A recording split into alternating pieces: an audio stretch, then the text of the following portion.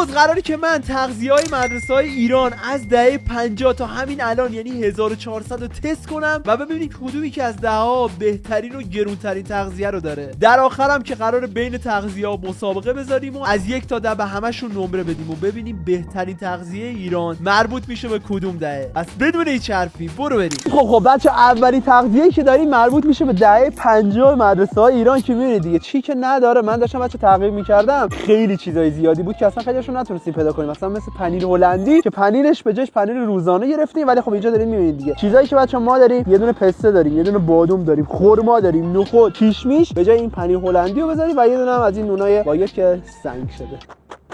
اول اصلا بچه از خرما شروع می‌کنم. من نمیدونم تو مدرسه ها بچه چی میدادن به شما، تا حتما تو کامنت ها بنویسید. به ما که فقط شیر بود و یه دونه کلوچه، همون هم خیلی وقتا نبود. چیز بعدی که بچه داریم اینه که من باید بشینم اینجا خب و دقیقاً لوکیشن یه جای انتخاب کردیم که قشنگ میخوره به دست. داداش رو مدرسه نباید با این سرعت بری، ولی خب این میاد میذاری اینجا خب و بعدش با کارت اینجوری بچه من تغییر کردم جدی کارت رو، حالا کارت یا نمیخوام ولی قاشق چنگال بهشون میدادم. خیلی عجیبه نه؟ پنیر رو میمالین روی نونتون و حاجی من این تغذیه رو میخوردم پر دستام 20 بودم خدا وکیلی. همه چی داره، بادوم، پسته، نخود، کیشمیش، حتی فکر کنم بچه شیرم بود، حالا نمیدونم بوده یا نبوده، ولی خب این خیلی خفنه. از 1 تا 10 بچه من نمیدونم به این چند بدم، فعلا بهش میدم 10 از 10 چون واقعا کامله، واقعا یه شیر بود، تکمیل بود. بچه یه جایی اومدیم دقیقاً جلو مدرسه و اون طرفش هم پارکه، نمیدونم علی بگی بچه‌ها ببینن. من بچه بودم آرزوم بودم چه جایی مدرسه برم، ولی خب مدرسه اون وسط بیابون بود و موقع برو بریم صبحونه بعدی. این صبحونه که به نظر من صبحونه میشه دیگه نه؟ نیا بعد توی مدرسه 10 از 10 تا الان. برو بریم ببینید تغذیه دهه 60 میتونه بزنه رو دسته یا نه. برو بریم. دهه 60. خیلی خوب بچه‌ها میرسیم به خوراکی‌ها و تغذیه‌های دهه 60. دهه 60 بچه‌ها من تا اونجا میدونم بدبخت‌ترین دهه ایرانه. چرا؟ چون اینجوری من تحقیق کردم فهمیدم که تو مدارسشون فقط یه دونه سیب میدادن و خیلی از جاها اصلا تغذیه نداشتن. ولی خب دهه 60 بچه‌ها پا به فرار مدرسه‌شون خوب بوده. واسه همین کیک و نوشابه، اونم تیتاب. کیا بچه این ترکیب خوردن؟ من تا الان نخوردم. اولیش که بچه‌ها می‌خوایم بریم سیب بخوریم. سیب که دیگه توش خوشمزه است. اگه این خوشمزگی باشه قبوله و برو بریم ببینیم کیک و نوشابه چه مزه میشه. اگه خوردی بچه تو کامنت ها حتما بنویس. بچه واسه این نوستالژی بشه ما رفتیم دقیقاً نوشابه شیشه‌ای گرفتیم. الان نمیدونیم درشو باید چوری باز کنیم. علی آقا به ما گفت که درشو باید بذاریم. آقا شما هم چی توصیه کردی واسه نشکنه میشه دار بیا بالا وایس بابا نوکرتم. نوشابه اینجوری ما چند وقت نخورده بودیم. ببین بهترین طعمی که میتونی اگه نوشابه بگیری نوشابه مشکی. ببین تیتاب از قدیم همینجوری بوده، فقط یه کوچولو بسته‌بندیش بهتر شد. تیتابو که دیگه همتون خوردیم بچه‌ها. حاجی اصلا این ترکیب و نگاه خدا وکیلی این ترکیب تو اینترنت باید ثبت بشه. من نخوردم تا الان. خوردی تو؟ الان نخوردم.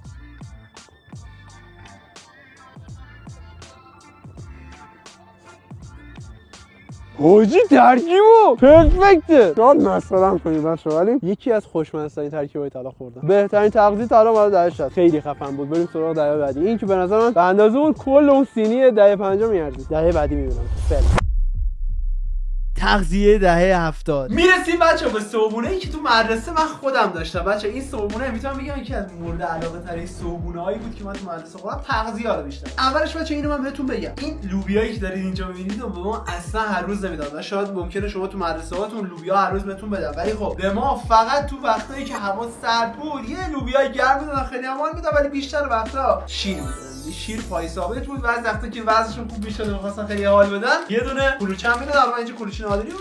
فکر میکنم مطمئن نیستم. ما بچه‌ام بودیم همین نادری بود. خب و کلا کلوچه نادری کلوچه خفن. الان شیر با لوبیا من دارم میخورم. خوبه؟ یکم بخور.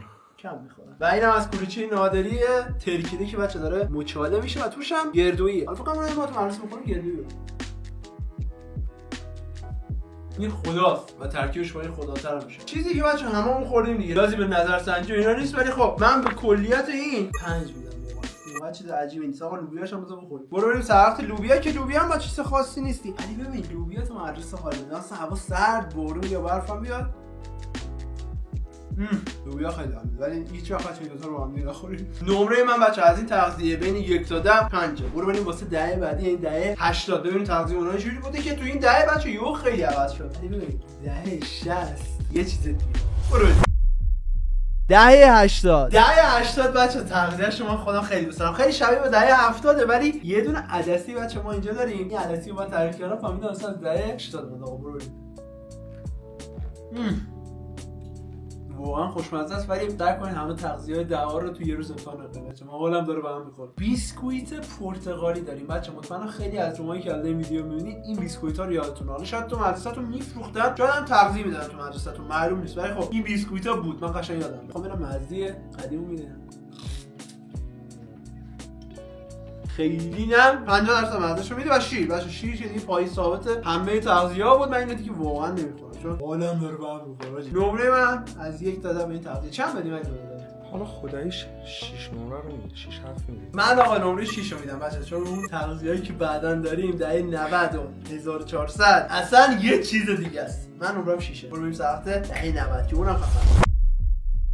تغذیه دهه 90 آجی صبونه رو نگاه کن بچه. صبونه دهه 90. حالا این که بچه من دارم نشون میدم الان فکر نکنید بچه مثلا چرا تو مدرسه‌های شما اینجوری نیست. اینجوری من آمارشو در آوردم تو خیلی منطقه‌های تاپ لول هر شهری اینجور صبونی. حالا من تا جایی تونستم گیر آوردم بهتونم میگم دقیقاً اینا چیه. اولین آیتمی که داریم اون چیزی فکر می‌کنید نیست آب سیب. چی حال میده آب سیب تو مدرسه بخوریم. آب سیبو میذاریم کنار. بیسکویت پتی بور داریم بچه. یه دونه اینجا سبزی داریم، سبزی تازه. یه دونه از همون پنیر روزانه ها ولی خب من میدونم یه پنیر خامه طور میزنن تو خود مدرسه ها. من نتونستم گیرش بیارم. نون توست داریم بچه اینجا 2 تا و شیر داریم. و در کنار شیر بچه یه چیزی من فهمیدم به این بچه‌ها میدن که پشمام ریخت. این بچه‌ها بهش میگن حالا اسمشو نمیدونم چیه، اگه میدونید تو کامنت ها بگید. من بهش میگم مزه دهنده شیر. خب طعمای مختلف داره. من طعم امیدوارم توت فرنگیشو گرفته باشم و طعم انار نباشه. اینو میزنید توی شیر و نوش جان میکنید. اول از همه آبسیو میکنه. آیه فیلم بعد بگید شما. اوکی بچه بیا اینجا کامل بهتون توضیح بدم اصلا اینجا چیه. البته این بیسکویت ها رو بعد با آبی بخورید. پتی بور دیگه چیز خاصی نیست و اکثر دسرام همینه بچه. میرسیم بچه به شیر. خب شیر حالا دقیقاً اینجور شیری تو مدرسه ما نمیدادن. شیرایی که تو مدرسه ما میدن بچه که یادشون رو بنویسن. دقیقاً یه دونه فویل آلومینیومی داشت به بسته‌بندی سفید. یه دونه بزم روش بود. اشتباه لیوانی بودن، بره روشون بود. کاری که ما می‌خوایم بکنیم نمی‌خوایم این شیر رو اینجوری بخوریم. شیره ولی اینجا رو میخوام بیا نگاه کنیم بچه. من چون نمیخواستم چیز کنم گفتم بیا جلو خودتون باز کنم چون ممکنه خیلیاتون ندیده باشید. خب تو این نهیه بچه یه سری توپ توپه. خب و این توپ توپا هر کدومشون مزه داره. شما اینو میزنید تو شیر و میکشید بالا، شیر از بین اینا رد میشه و مراحل پیچیده داره. خب ولی خلاصش رو میخوام بهتون بگم اینی که باید اینو بکنید توی و هیچ جا نمیشه. بچه بعد از اینکه دستمون رو تمیز کردیم شیر رو میزنیم. نگو میزنیم تو شیر رو میزنیم. بابا این باد مزه توت فرنگی بده. اینجا رو اینجا رو خوشمزه است بچه. من خودم وقتی که مدرسه میرفتم بچه بودم از شیر بدم میاد. حالا مطمئنا خیلیاتون از شیر بدتون میاد. خب ولی این واقعا این کارو میکنه شیر رو دوست داشته باشه. من به این صبونه بچه از 1 تا 10 چند میدی؟ 15. واقعا 15 آجی. این اصلا یه چیز عجیبی بود. ولی اون صبونه دهه 50 هم خفن بود. نمیدونم چیکارش کنیم. اینا که بچه نون و پنیر و سبزیه دیگه. بذار یه جام بخور بچه. این صبونه به عشق شما. البته من نه خوب پهنش کردم. خیلی کثافت بزنم به این صبونه. نون پنیر سبزیه دیگه چیز خاصی نیست. بقیه تغذیه عالی بود. آقا برو بریم واسه تغذیه دهه آخر ایران. دهه من نمیدونم دهه 1400 بگیم 2-0 بگیم 1400. برو بریم که اون دیگه ببین ته داستان. تغذیه دهه که نه ولی سال 1400.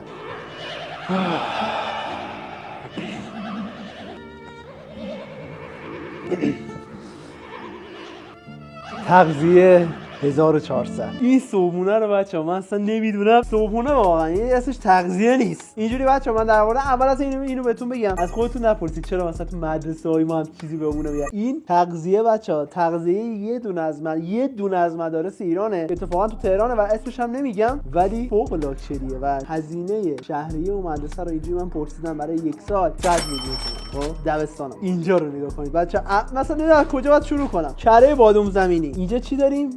نون شکلات دیگه. آره نون با شکلات صبحونه. یه دونه کیک. از اون که بگذاریم اینجا ما یه دونه ساندویچ ژامبون داریم آجی. البته ساندویچ ژامبون من پیدا نکردم مجبور شدم از این آماده بگیرم. بعد شبیه سازی کنیم ببینیم اونجا چیه. تنها چیزی با دهه 91 بچه اینجا آب سیب است که آب سیب اینجا هم بود و اینم بچه‌ها اون چیزی که فکر می‌کنید نیست. بازم تاکید می‌کنم آب خالیه. حالا چرا آب خالی باید بدم به بچه‌ها؟ به خاطر اینکه همراهش قرص ویتامین C میاد و این قرص شما میندازید و ویتامین C دریافت می‌کنید. بعد و اینم بچه‌ها یه دونه پروتئین باره که که اینا رو من فقط باشگاه دیدم، کسی باشگاه میرم میخوام، ولی این بچه‌ها مثل این که تو مدرسه از کجا شروع کنیم. آقا من میگم یه دونه گاز از هر کدوم میگم، چون واقعا بچه حالم داره بد میشه. کل این صبحونه رو من امروز خوردم.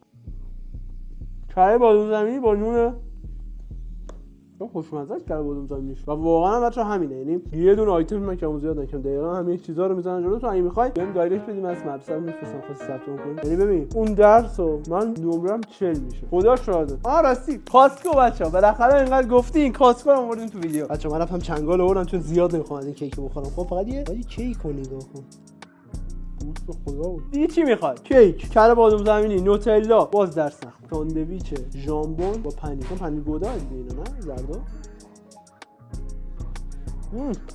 پدرسایی فکر کنم تاریخش مونده بود. ما بدمزه بودیم. در صورت ساندویچ ژامبونه قطعا نیست تو مدرسه 100 میلیونی بهتون میدن. ژامبونش رو باید یه نفر دستساز ساخته بشه. من نمرم ببین از همین الان به این تغذیه 100 جدی میگم. آقا اومدم آبسی با اون کنار کاسه داشت. تو که مون نزنی داداش. وایس ببینم. آبسی خوشمزه میخوام ببینم کاسکو میخوره. کاسکو آبسی بخور. نه داداش آبسی بخور. آبسی بخور.